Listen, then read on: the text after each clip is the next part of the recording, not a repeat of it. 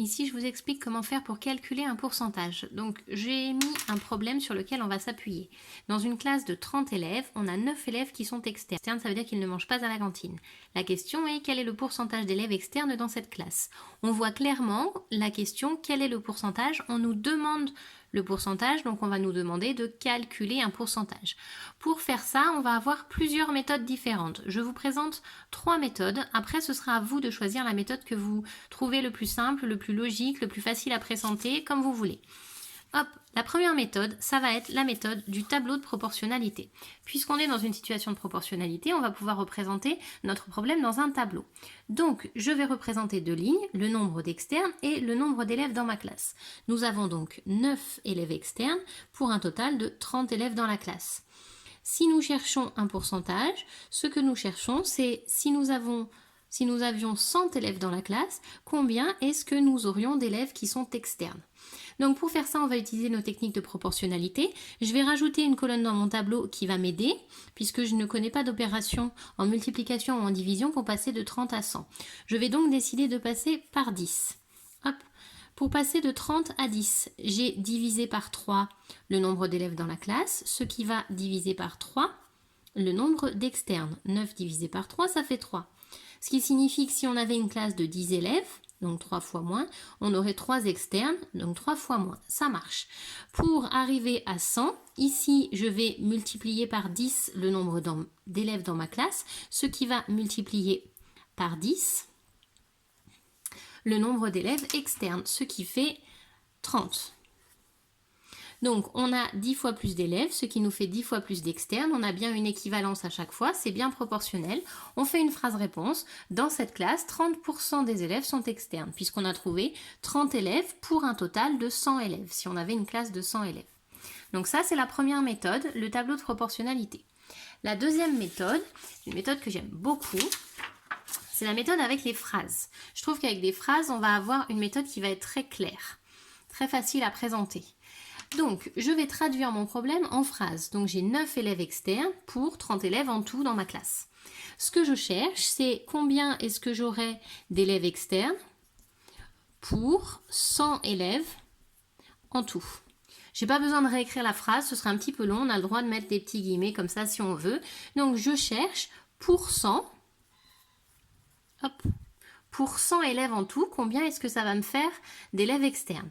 Donc pareil, on va utiliser les techniques de proportionnalité. Pour passer de 30 à 100, je ne connais pas d'opération. Donc je vais rajouter une ligne sur laquelle je vais indiquer dans une classe de 10 élèves en tout. Donc je vais, pour passer de 30 à 10, j'ai divisé le nombre d'élèves par 3. Donc je vais diviser le nombre d'externes par 3.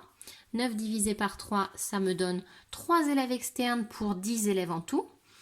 Pour passer de 10 à 100, on va ici multiplier par 10, ce qui multiplie le nombre d'élèves externes ici par 10. 3 fois 10, ça fait 30. Donc on a 30 élèves externes pour 100 élèves en tout. On a bien notre 30 pour 100 et on fait notre phrase réponse. Dans cette classe, 30% des élèves sont externes. Donc ici, on a une présentation qui est un petit peu moins académique, un petit peu moins mathématique, mais qui est très très claire. On a fait des phrases, on a écrit nos calculs, on a bien fait apparaître qu'on a les mêmes calculs des deux côtés, ce qui met bien en évidence la proportionnalité. On a changé de couleur, on a écrit très clairement. Donc ici, on a des calculs qui expliquent ce que l'on a fait, donc c'est très clair et c'est très correct, on a le droit de le faire. La dernière technique que je voudrais vous présenter, c'est la technique avec des fractions.